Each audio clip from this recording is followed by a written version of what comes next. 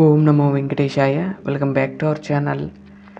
ఈరోజు వీడియోలో స్వామివారికి ఒక సేవ చేయాలంటే ఎంత పని ఉంటుంది ఏంటనేది ఈ వీడియోలో చూడండి. అలాగే స్వామివారి యొక్క ఉంజల్ సేవను కూడా చూడండి. ముందుగా మనం ఈ తిరుచిని ఏర్పాటు చేసుకున్నాం కదండి. స్వామివారి ఆలయం ముందు ఏర్పాటు చేసుకుని స్వామివారిని రూపల నుండి తీసుకువచ్చి అమ్మవారిని ఈ విధంగా తిరుచి మీద వేంచేపు చేసుకుని వారిని ఇక్కడ అలంకారము ఇవన్నీ కూడా చేసుకున్న తర్వాత అమ్మవారు స్వామివారు అలంకార ప్రియుడిగా అలంకారం అంతా కూడా చేసుకుని సిద్ధమవుతారు. ఆ తర్వాత స్వామివారికి అమ్మవారికి పుష్పాలంకరణ ఇవన్నీ కూడా ఉంటాయి.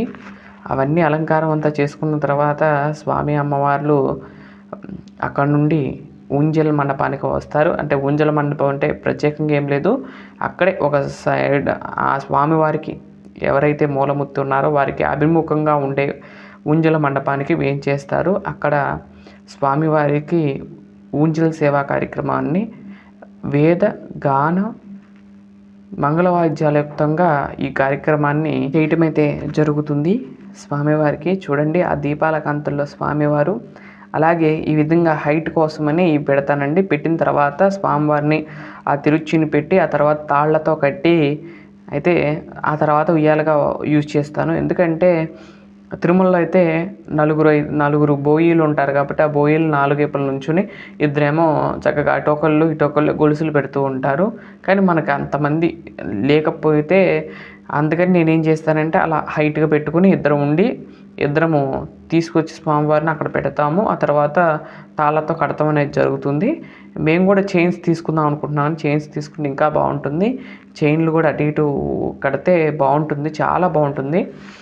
చైన్స్ కూడా త్వరలోనే తీసుకుని స్వామివారికి చైన్తో కూడా చేద్దాం అనుకుంటున్నాము. అంటే ఇక్కడ టైం పడుతుందండి కొంచెం. ఏంటంటే ఆ చైన్స్ అనేది సపరేట్గా చేయించాలంటండి. అవి రెడీమేడ్గా అయితే దొరకవు. అందుకని చూస్తున్నాము ఎవరైనా తయారు చేసే వాళ్ళు ఉన్నారా లేదా అని చూస్తున్నాను. ఇత్తడివి అయితే కనుక చాలా కాస్ట్ ఉందండి. ఇత్తడి కాదు కానీ ఇవైతే ఇనపై ఉంటాయి కదండి, అవి మాత్రం తీసుకుందాం అనుకుంటున్నాను. తీసుకుంటే కూడా సెట్ అవుతే బాగుంటుంది. ఈ విధంగా స్వామివారు అమ్మవార్ల వెనక వైపు కూడా ఎలా ఉంటుంది ఏంటి అనేది మీకు చూపిస్తున్నాను. తిరుమలలో ఎలా అయితే కడుతూ ఉంటారో అదే విధంగా అయితే కడుతూ ఉంటాము. ఇలా స్వామివారు గర్భాలయంలో వేయించేసి ఉన్నారు కదండి. మనకు తెలిసింది శాంతి నిలయవాసుడు శ్రీ వెంకటేశ్వర స్వామివారు విశేషంగా సాయంత్రపు ఆరాధన అంతా కూడా పూర్తి చేసుకున్న తర్వాతే ఊంజల్ సేవ కార్యక్రమానికి అయితే వస్తారు. 6 గంటల సమయంలో ఈ ఊంజల్ సేవ అనేది జరిగిందండి. చాలా అంగరంగ వైభవంగా జరిగింది స్వామివారికి ఈ సేవ.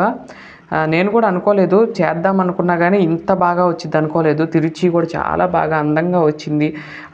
కూర్చుని స్వామి అమ్మవార్లు అలా ఊగుతూ ఉంటే చాలా ఆనందాన్ని కలిగించిందండి ఆ రోజు. చాలా అద్భుతంగా అనిపించింది ఈ సేవను. మీరు కూడా వీక్షిస్తారని ఈ వీడియోని నేను అందిస్తున్నాను. అలాగే ఒక చిన్న భజన కార్యక్రమం వస్తున్న ఆ వాయిస్ని వినండి.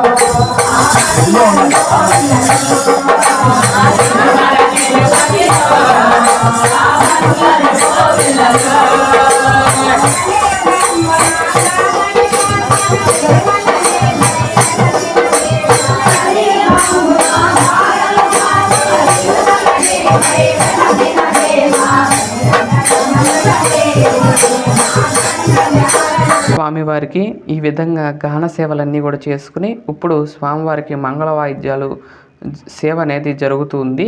ఆ సమయంలో స్వామివారు ముందుకి వెనక్కి ఊగుతూ అసలు ఎంత బుద్ధ మనోహరంగా ఉన్నారంటేనండి. రియల్గా చూస్తే కనుక స్వామి తిరుమలలో నుండి వచ్చి వేంచేసి దానికి దర్శనాన్ని ఇచ్చారన్నట్లు ఇంట్లో అంత అద్భుతాన్ని కలిగించారు స్వామివారు. అంతా చాలా బాగుందని అనుకోవచ్చండి. చాలా బాగుంది స్వామివారి ఊంజల్ సేవ. ఈ సేవ అసలు చాలా అద్భుతమైన సేవ. తిరుమలలో కూడా సహస్ర దీపాలంకరణ సేవ యుక్తంగా చేస్తూ ఉంటారు. ఊంజల్ సేవ అంటారండి, సహస్ర దీపాలంకరణ సేవ అంటారు. అంటే 1008 దీపాలతో అంతా కూడా దీపాలతో వెలిగించి ఆ దీపాల కాంతుల్లో స్వామివారికి ఆ ఊంజల్ సేవ జరుగుతుంటే చూడటానికి 2 కళ్ళు సరిపోదండి, అంత బాగుంటుంది. ఆ తర్వాత అక్కడ కూడా నక్షత్ర హారతి ఇస్తారు. అదేవిధంగా స్వామివారికి ఈ విధంగా 27 నక్షత్రాలతో హారతిని అయితే ఇస్తున్నాను చూడండి.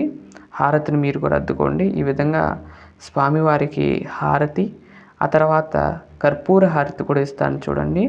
మళ్ళీ ఇక్కడ ఇచ్చిన తర్వాత గర్భాలయంలో వేంచేసి ఉన్న శ్రీ వెంకటేశ్వర స్వామి వారికి కూడా ఈ నక్షత్ర హారతిని అయితే ఇస్తాను చూడండి. స్వామివారిని మీరు కూడా దర్శనం చేసుకోండి. ఇదిగోండి, అంతా కూడా వస్త్రాలన్నీ పుష్పాలన్నీ కూడా తీసేసుకుని స్వామివారు ఈ విధంగా నిజరూప దర్శనంలో వేయించేసి ఉండగా స్వామివారికి ఆ దివ్యమంగళ నీరాజనాలు ఇస్తున్నాను చూడండి. చాలా బాగా ఇచ్చానండి స్వామివారికి.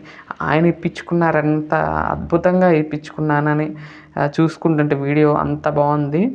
వీడియోలో ఈ విధంగా తర్వాత స్వామివారికి కర్పూర హారతి జరుగుతుంది చూడండి. కర్పూరాన్ని అలాగే కొబ్బరికాయని స్వామివారికి నివేదనగా పెట్టి ఆ తర్వాత దివ్యమంగళ నీరాజనాలు ఇచ్చాను. ఆ తర్వాత స్వామివారిని అమ్మవారిని గర్భాలయంలోకి వేయించేపు చేసిన తర్వాత స్వామివారికి ఏకాంత సేవ అయితే జరిగిందండి. ఏకాంత సేవతో అంటే శనివారం కార్యక్రమాలు అయితే పూర్తయ్యాయి. ఈ విధంగా శనివారం రోజు జరిగిందండి. మీ అందరికి కూడా ఈ వీడియో నచ్చిందని భావిస్తున్నాను. నచ్చితే కనుక లైక్ చేయండి, షేర్ చేయండి, సబ్స్క్రైబ్ చేయండి. మరికొందరికి ఈ వీడియోని పంపటం వల్ల నాకు కొంచెం మీ వంతు సహాయం అందుతుంది కాబట్టి దయచేసి లైక్ చేయండి. మరొక మంచి వీడియోతో రేపటి వీడియోలో కలుస్తాను.